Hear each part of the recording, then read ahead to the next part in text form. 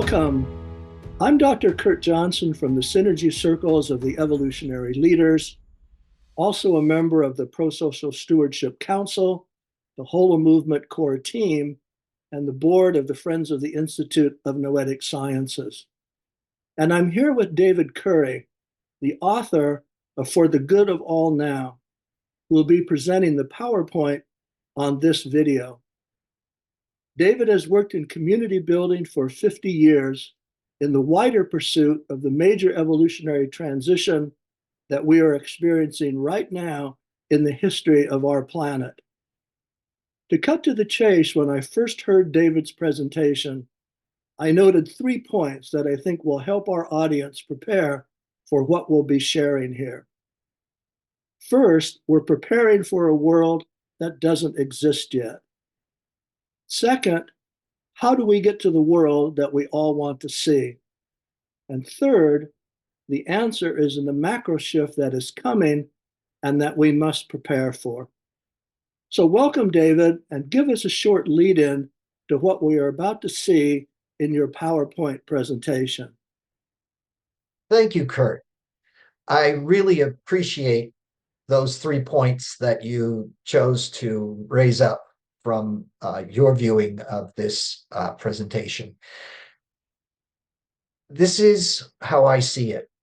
The current paradigm is clearly unsustainable, and it's not fixable, but it is replaceable if we so choose.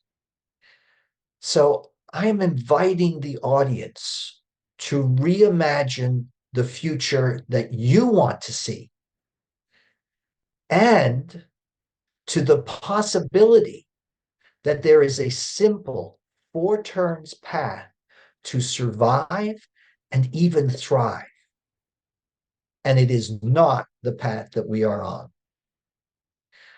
I trust completely that if you show up, you are already the change you, me, and we want and need to see in the world now for the good of all. Welcome. Yeah, so David, thanks so much. And let's go over right now to your PowerPoint presentation. Thank you. Welcome to this presentation that invites you to imagine a world that works for the good of all now. The challenge in the presentation itself is that what I am trying to do is to decomplexify the complex. And I think that starts with demystifying some of the myths that we can't do this. And Peter Bloch's simple statement captures the guiding principle to manifest large-scale change by making small-scale changes over and over again.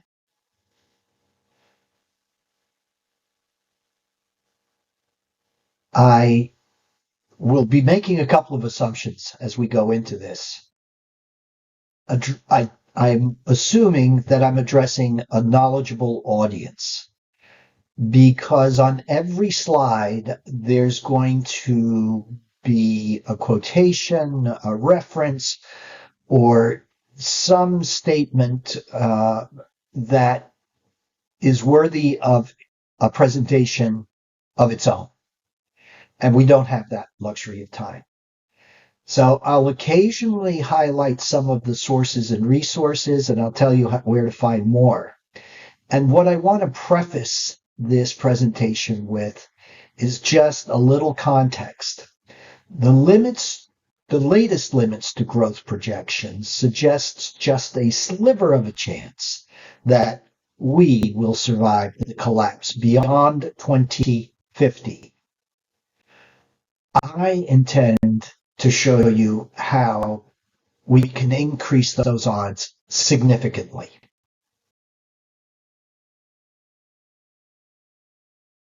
Little bit of housekeeping. you'll see in the upper corner of the first slide the word prepare. That's what binds the slides in the first section that we're going through. I call this the arc. This section, I call it the arc. The arc is really a story about disaster planning, about confronting a shared fate. It's about preparedness, but it's also about developing a deeper sense of compassion for the world, which is what I think the story of Noah is also about. Ecological collapse of any kind, natural disasters of any kind, happen in communities of place. And the shared fates bind us as stakeholders in those communities of place. Deep compassion is what turns suffering to self-empowerment, deep self. And it does so by awakening us to some inner strengths. And here I'm going to reference a couple of sources. I think the Four Noble Truths and the Eightfold Path of Buddhism are helpful. And the concept of ahimsa, or love spirit force, that Gandhi wrote and talked much about. But I ask this question.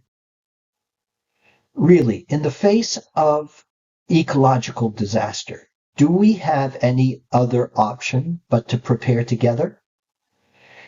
And what if the act of preparing together were to become one of the most uplifting stories of your life?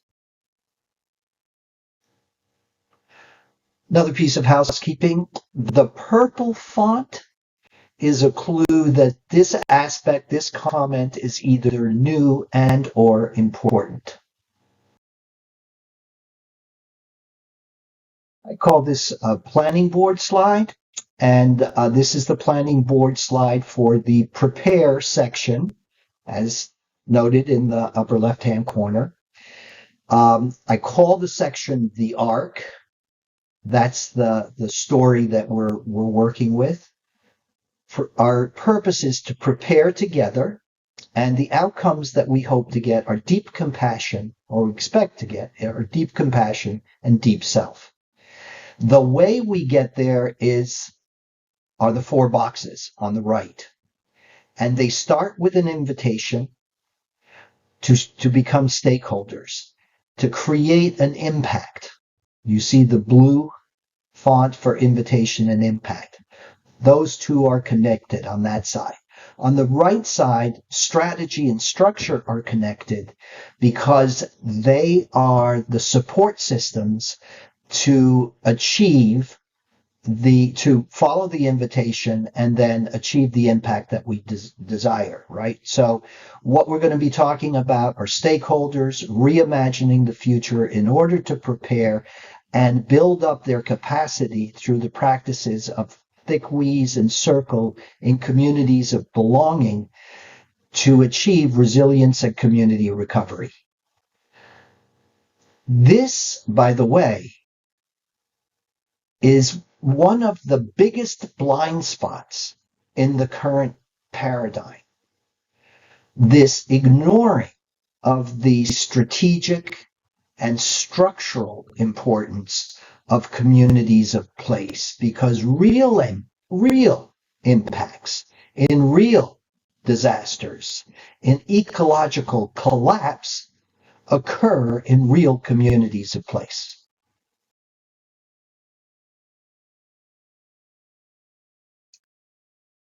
Atomized eyes ignore our shared fates and the shared stakes. And as atomized eyes, we are manipulated to be separated from the herd. And that sort of cult of individualism, if you will, makes us vulnerable and manipulable. Thick we's, on the other hand, are conscious of shared fates. And I would verbalize it this way. I entrust my life to you just as you entrust your life to me. We are stakeholders in our shared survival. And I would add our thrival. Thick we's in the practice of circle and inviting to communities of belonging will create that community the moment we decide to act as creators of what it can become. Another Peter Block quote. So this is an invitation to get involved, to get interconnected, to make those small changes over and over again. Ask for help. Help yourself. Help each other. And be prepared to be amazed.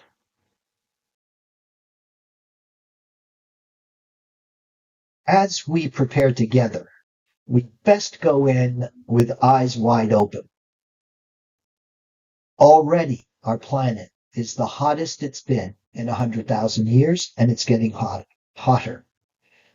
The tundra is melting. The tundra is the landmass that goes along the green edge of the Arctic Circle.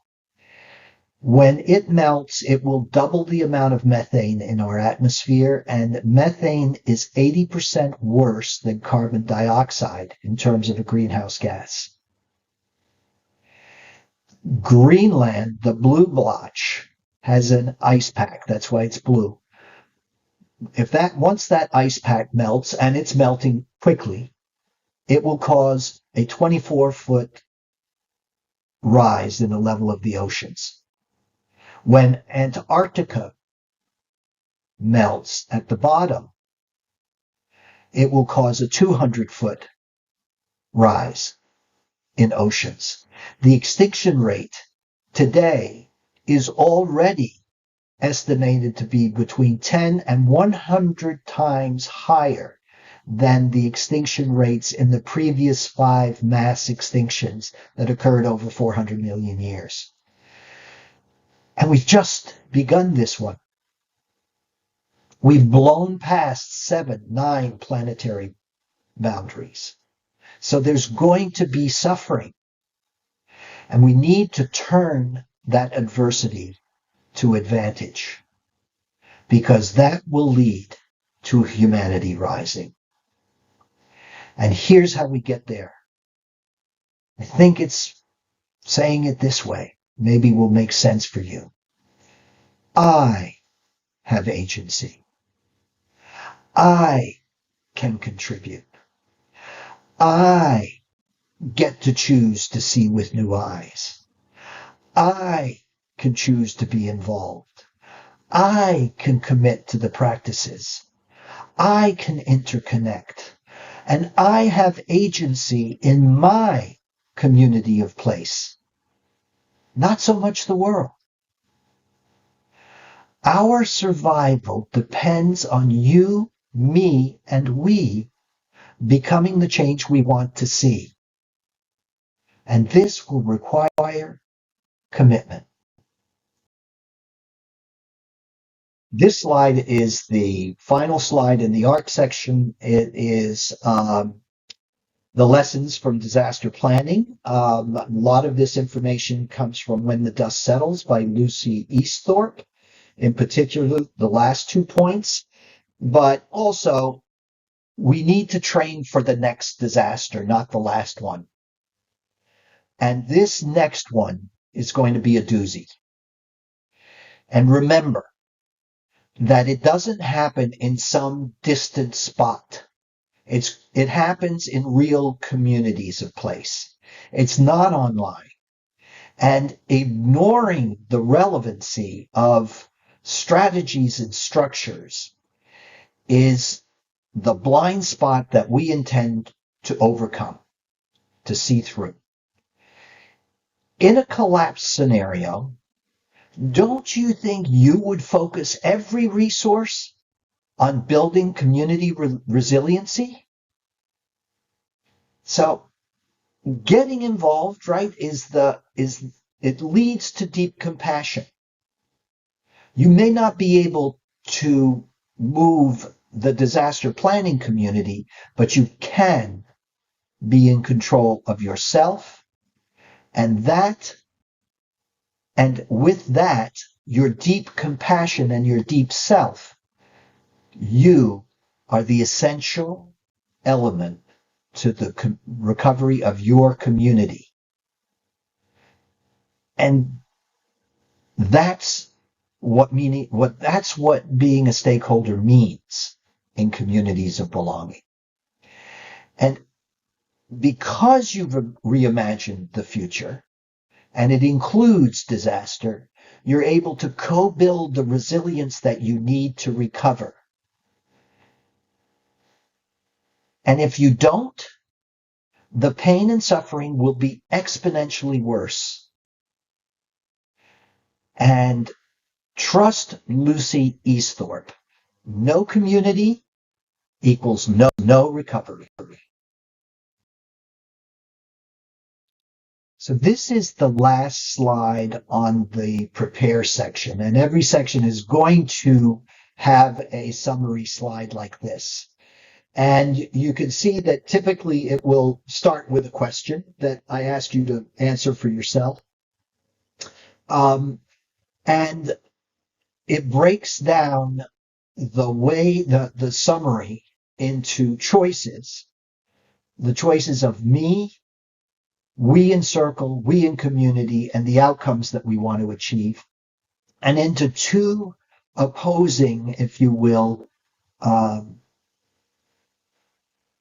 segments, right? The reforming and the transforming. And I'll explain the reforming and transforming in the next session. But the reforming is the status quo, the transforming is change. And the other important thing is the banner at the bottom is it's implemented by stakeholders.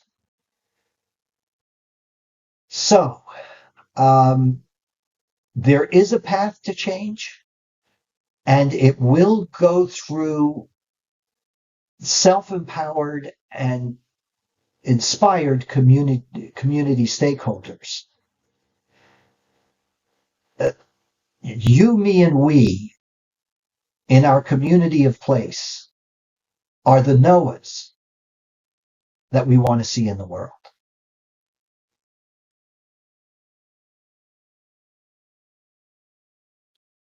So now we're embarking on a new section called Seeing with New Eyes that I've called The Path. And we now have choices to make.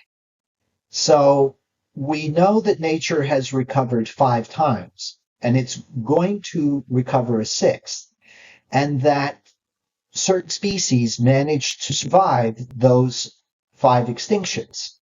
This was pre-humans, right? So, but this is true, I think, also of human civilization. I think there will be survivors, just like we have in our midst people with Mayan heritage, and we have Aborigines, and many, many, many other tribes. So the path happens as we experience the energies of our deep compassion and deep self to start manifesting deep community. And the way that we do that is we rejoin nature to restore and regenerate as caretakers. And we set out on a holistic path of me to we to all. So deep community is the fulcrum that leverages the possibilities of survival and even thrival in the reimagined paradigm of oneness. Let's step on that path together. Here is the planning board for Seeing with New Eyes. And it's a section that's going to result in the outcome of deep community, as you see. And we start with caretakers. Caretakers choose the strategies of self-empowerment and the practice of circle to step on the path. And the structures of thick We's and circles in communities of belonging flow through the nested structures of nature on the path to becoming our deeper selves, interconnected, and tapping into the immense integral powers of deep community. And we do this by rejoining nature. We move from fixing to co-creating. And we're co-creating a holistic, regenerative, replicating system that invites the participation of tens of thousands of circle mentors and the deployment of hundreds of millions of activists if we choose to act for the good of all now. Dr. Ervin Laszlo is the author of a book called Macro Shift. He's also the founder of the Club of Budapest. He's an inspirational leader in this moment in time, in human history. And he offers this framing of the sweep of humanity's path to date in terms of mythos to theos to logos to holos. Mythical era to theocratic era to the science era, if you will, to the era of oneness. The full, integral embrace of yin and yang. And that leads to the powerfulness of a superorganism, humanity, to act coherently and synergistically, no longer at odds with each other. The shifts from nations to communities and from exploiters to caretakers, these are really clear manifestations of macro shifts. The after does not look like the before. The exploitation of all resources, natural and human, are enshrined in nationalism and capitalism, and they require astronomical resources and a lot of deceit and self-deceit, I would add, to ensure that the benefits accrue to the few instead of all.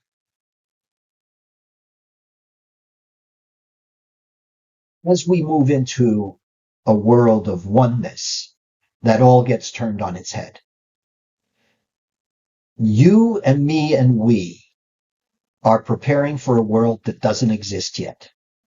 This comes from Communities of the Future, a group that I was involved with 25 years ago. And they've come a long way. They designed this grid. And as you compare first order change to second order change, it becomes patently obvious where we need to be, right? And as you're reading through these, note at the bottom who will be implementing second order change. The stakeholders. We're coming together. I didn't collaborate on this presentation, this book. Now you know, though, why 50 years of reforming hasn't worked and will not work. And as you and me and we shift away from the framing that got us here, the path ahead becomes much clearer. But I do want to give you a warning. Beware of the thrashing tales of the dying dinosaurs, and especially of man's inhumanity to man, our mutual self-destruction. Is anyone in leadership doing that second order change now? So we need to get started because we're going to do transformational change at the same time as that transition is occurring. The bottom quote by John Carver.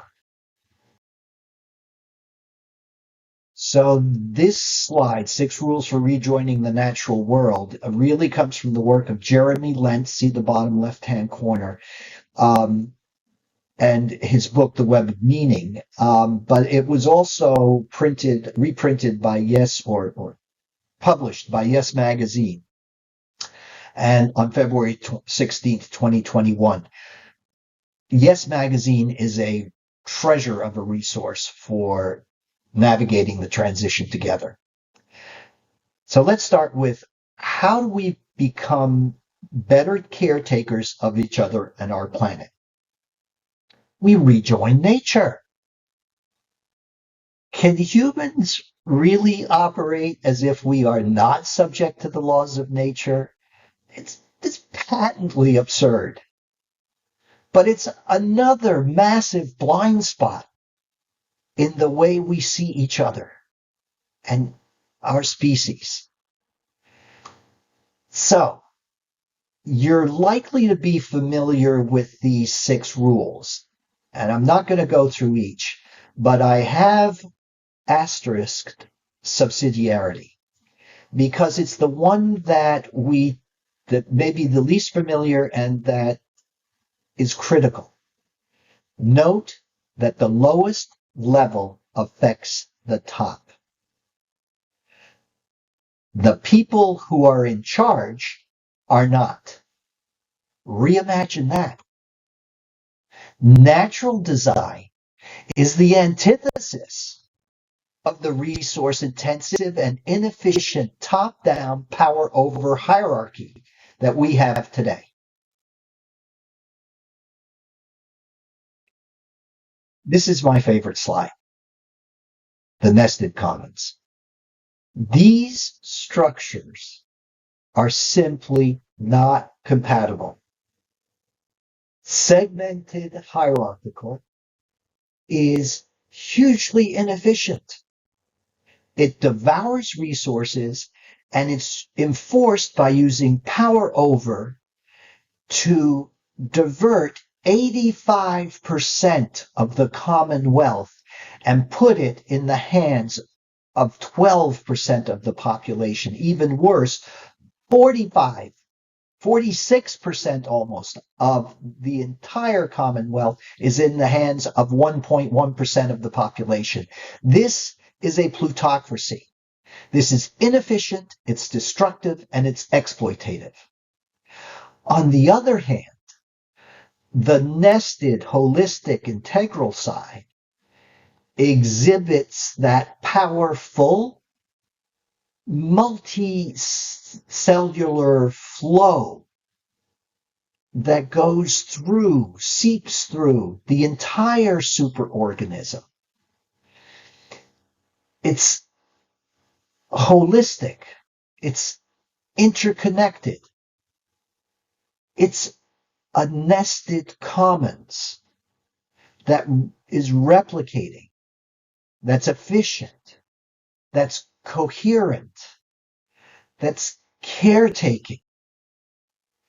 And the central position of community is the critical fulcrum that leverages the actions of you, me, and we to perfect the good of the whole. the lessons learned slide. I'm going to sort of read through this quickly. When we awaken to the integral, interconnected, transformative powers of nature's ever-perfecting dance of strategy and structure, you, me, and we are on the path of transformational change. Awakening to the powers of deep community, we become the change, or we are the change we want to see in the world. And we're willing to madly let go, as Donella Meadows wrote.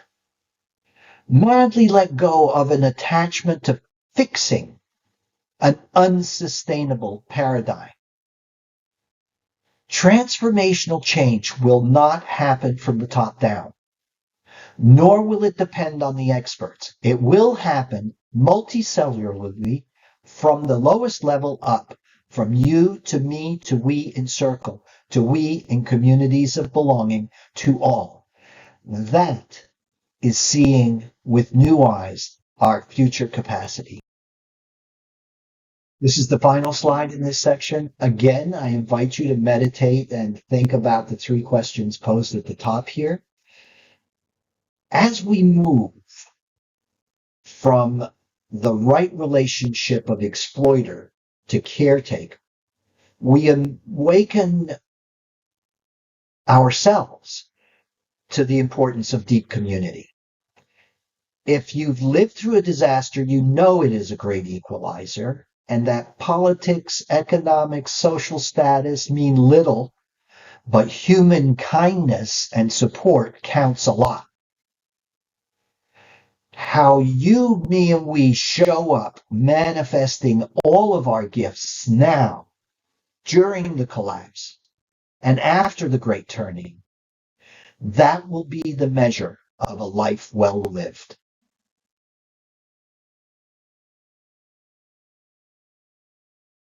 Welcome to the macro shift, folks. The catalyst of that deep compassion is what propels us to step on the path of me to thick we in circle, to the thick we in community, and to we all, in order to regenerate nature and life for the good of all. This is the holistic paradigm shift. It weaves coherent strategies and structures to co-create deep connection by replicating and regenerating. And it does that coherently, synergistically, symbiotically, interdependently, mutualistically, and holistically. That's radically different from the current paradigm. This model invites the participation of hundreds of thousands of circles, of thousands and thousands of mentors, and hundreds of millions of activists dedicated to navigating the evolutionary transition together.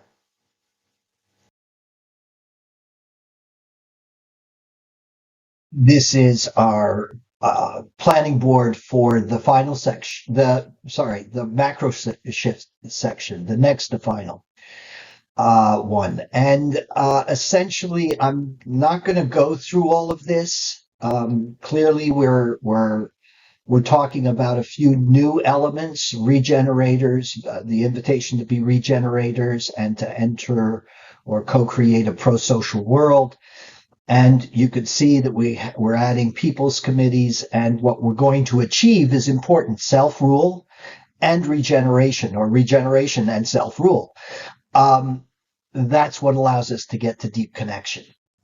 And part of the, just as an introduction here, part of the spark, the catalyst for all of this, are Elinor Ostrom's Nobel Prize winning ACORD design principles for governing the commons. Those principles have provided humanity with a set of practices for continuous regeneration of the resources of our commons. And the pro-social movement applies those same principles to achieve what I refer to here as community self-rule for the good of all. And the ever-widening circles of people's committees are the way that we spread this out across the world. And they're dedicated to supporting, assisting, and advising multiple local circles in their communities of place. And that's how we spread the adoption of shared wisdom and pro-social norms in the world. And we're aided by the nested hive of hives of ever-widening circles, all dedicated to regeneration and self-rule and to manifesting deep connection. And by the way, while the institutions of politics last, politicians may only participate in this process as observers. This image is meant to represent a typical community of differing neighborhoods with differing characteristics and different profiles in each of those neighborhoods that can be used and evaluated to create improvements in those neighborhoods. And when altruistic groups identify ways to co-manifest this good of all in their neighborhoods and communities, a transformational change pro-social process is born. The high, middle, and low labels I picked from George Orwell's dystopian book, 1984.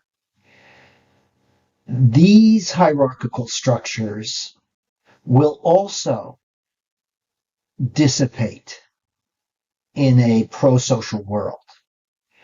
And groups of altruistic cooperators, think circles, have two huge evolutionary advantages in their favor in terms of transformational change making. Altruistic groups beat selfish groups, and groups of cooperators robustly outcompete groups whose members cannot cohere.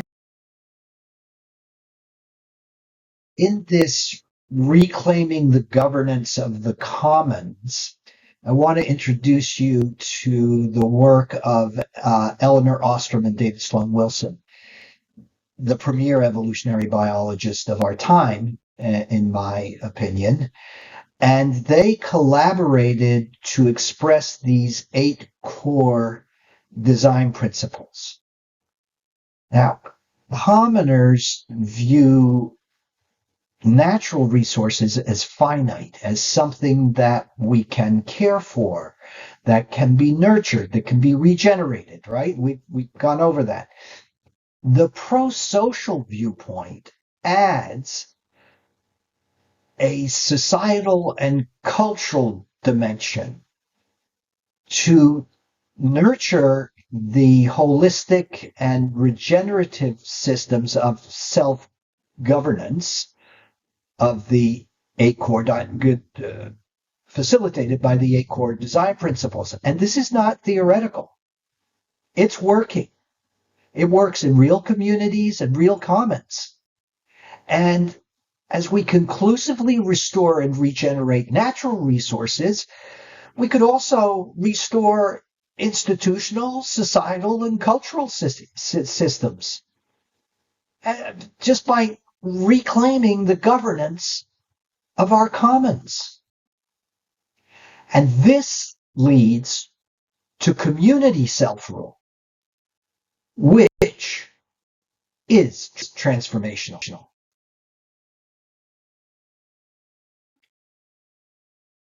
in this slide, I'm attempting to show in 6 broad strokes how we manifest the vision of implementing self-rule in ever-widening circles.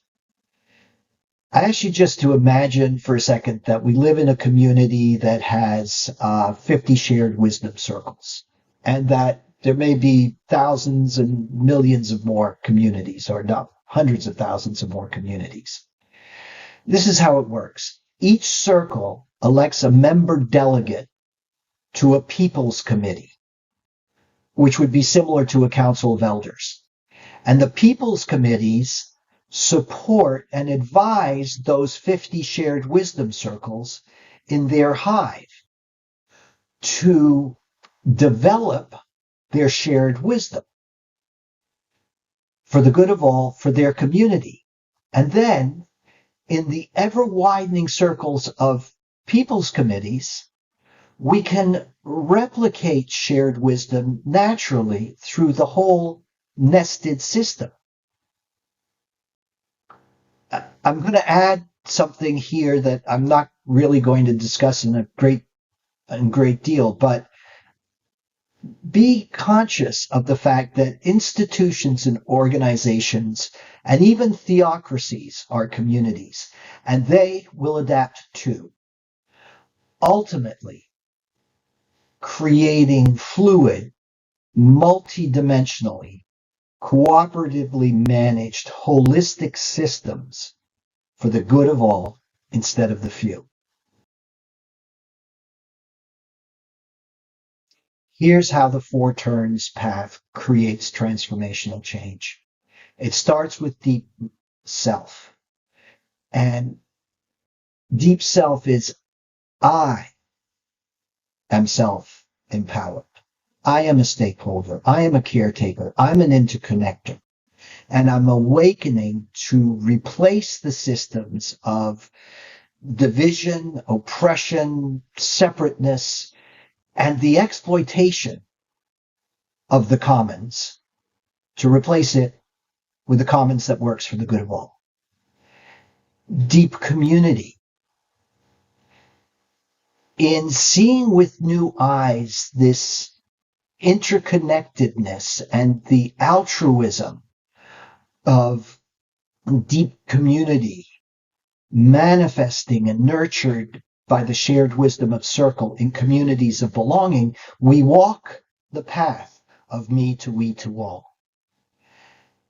And in deep connection, in a hive of ever-widening circles of people's committees, dedicated to nurturing community self-rule and manifesting a pro-social world, we achieve oneness in 4 turns: holistic, transformational change for the good of all now.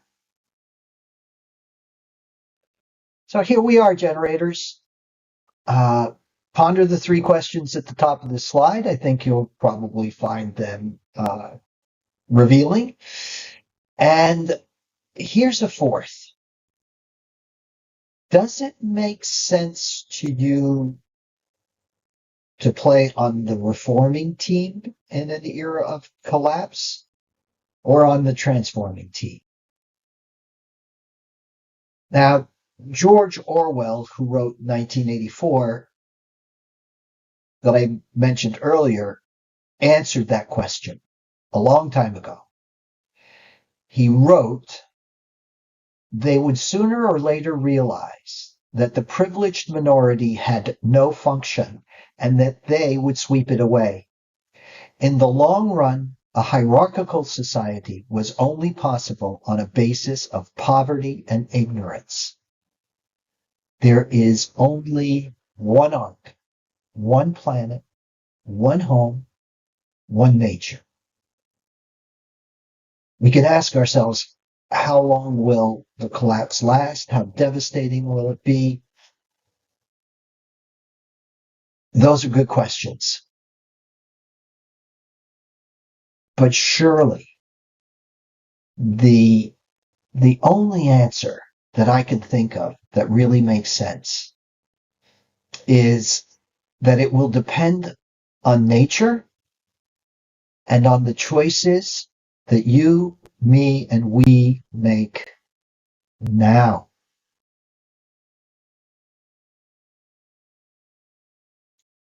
Ready to take the leap? Donella Meadows has been warning us that this day has been coming for at least 50 years.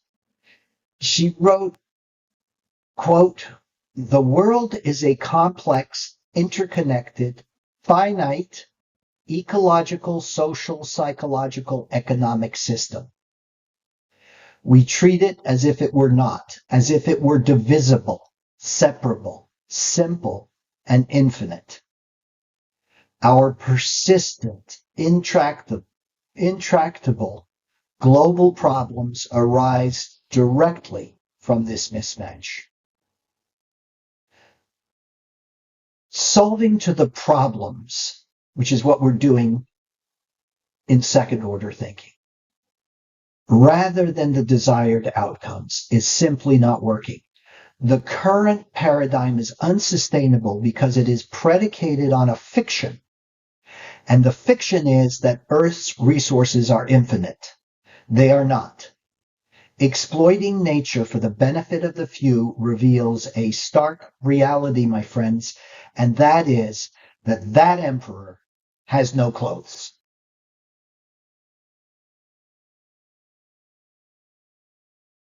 So the final piece of the puzzle is humanity's commitment to achieving interconnectedness together, because interconnectors are what will get us to oneness. We have all the information we need. We have a path. We have the right mix of strategies and structures. And the leap asks us to become interconnected together to achieve holos, or oneness, the good of all. Joanna Macy, one of my great teachers, helped me perceive the critical necessity of what she called holding actions. And as we prepare to move from incremental to transformational change for the sake of humanity, it is time to move from holding actions to transformational change making, and to manifest our essential, natural oneness and our natural interconnectedness for the good of all. What I'm trying to convey here, albeit rather messily, is the centrality and the importance of community as the hive of activity, as a crucible for coming together as one to reclaim our civic voices for the good of all. Now, achieving that recovery is going to be dependent on us co-creating resilient communities. So circle by circle, small group by small group, neighborhood by neighborhood, community of belonging by community of belonging. You, me, and we replicate the change we want to see in the world for the good of all and Earth. And we will have consciously evolved a world that works for all. But remember, no community, no recovery. The next two slides are just going to emphasize and sort of reiterate the interrelationships of the five nested structures and the path. So we'll start on the structure part, and the point here is to convey graphically the understanding of how the holistic nested structures and the path to oneness are intertwined. Together, they're complementary, and they provide, I suggest, the essential means to reach the desired outcomes that we've discussed. One people, one planet, coexisting to manifest the good of all in our world. Please note at the bottom some beneficial advantages that I won't really discuss, but the advantages of belonging, mutualism, and egalitarianism.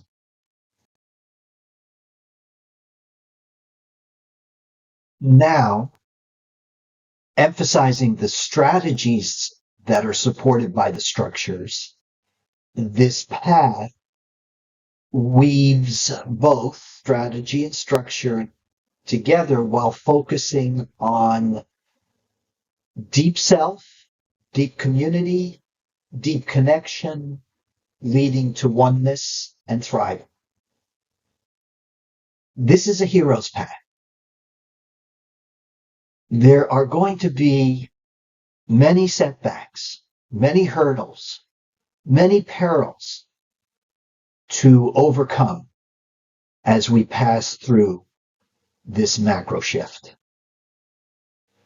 A major evolutionary transition is not easy, and little of great value ever is.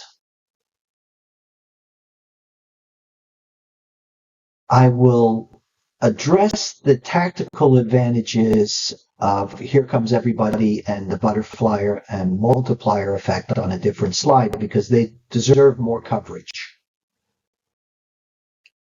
Just wanted to insert here my original planning board for the 4 turns because I think it shows a few differences and they may be of interest as well. Note that there's a catalyst column. The accelerators are drawn from The Art of Power, Thich Nhat Hanh's book. The rewards column describes the personal incentives for engaging, and that's in addition to what we've done in the 4 turns, the other 4 turn slides. The arrow that connects deep self and interbeing and thrival connects billions of personal beings to move from deep self to interbeing. It also represents the path of me to we to all. And I want to share with you that in my opinion, history is going to record February 24th, 2022 as the catalyst for this macro shift. That's when Imperial Russia invaded Ukraine and ended what is known as the period of the Pax Americana. And while this transition is likely to make war obsolete, in fact, I suspect it will make war obsolete, it will no doubt, war will no doubt be one of the thrashing tales. But war is never the answer. And as Gandhi wrote, tyrants always fail.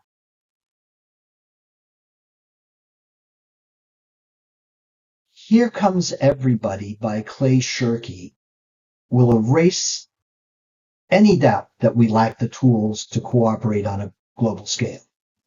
We have those tools. And we're going to be helped by 2 other pretty well-known catalysts called the butterfly effect and the multiplier effect. I don't intend to explain these. I think you probably are familiar with them. My intention now is to move directly into community work. I intend to essentially leave the movement building to the movement builders. They're better at it than I am. I'll still be around, but my focus, as I hope yours will be, is to establish shared wisdom circles and start inviting to communities of belonging where I live. I hope that I have presented you with a reasonable and actionable plan for transformational change making for the good of all. Now, well, here's our final slide. And I'm going to throw you a curveball. It's not a question at the top. It's an invitation. So I invite you to the possibility of co-creating ever-widening circles to manifest the good of all in yours and our communities of place, and to keep rising up for an earth worth fighting for. I will be working in my community because I believe community action is empowering. And a few parting thoughts. This decomplexifying is complicated to explain, but imagining a new future is not. And that's where it starts. So if my optimism for the awakening comes to pass, we may well call what I've proposed here as the great simplification.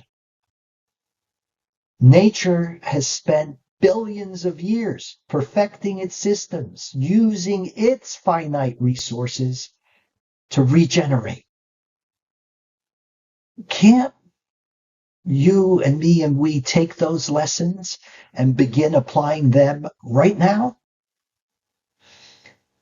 The resources, the support, the technologies we need, they're all plentiful and available.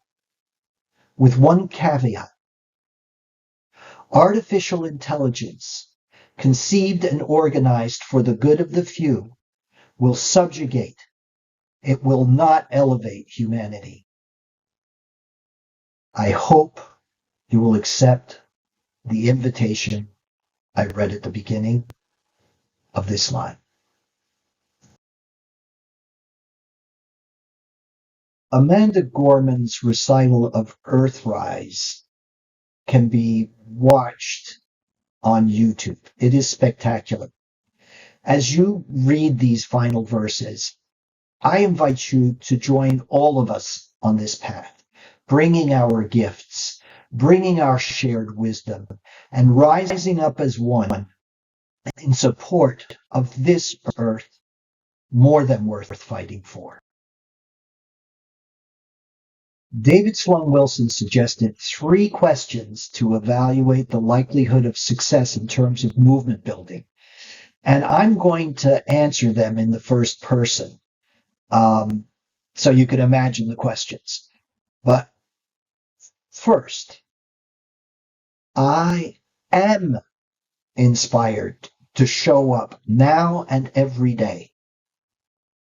Second, the 4 turns path will certainly help me and you and we to be the change we want to see in the world for the good of all now. And 3, I think for the good of all is demonstrably coherent and replicable, and it will result in transformational change. Now, having said that, I don't claim that this is the only path. I think it needs to be improved upon. So I ask you to get involved for the good of all now. Well, thanks so much, David Curry, for taking us through that landscape and message from the good of all now. And we're so happy to be adding it to our video series on the frontiers of science and the foundational challenges of our time. It's a real pleasure and an honor to be included in this series. I want to express my appreciation, Dr. Johnson, for you making this possible. And I guess I'd like to leave our audience with one more wish, simply to say, onward. Yeah, David, thanks so much. And thanks for all your work from the good of all now. Big thank you also to our audience.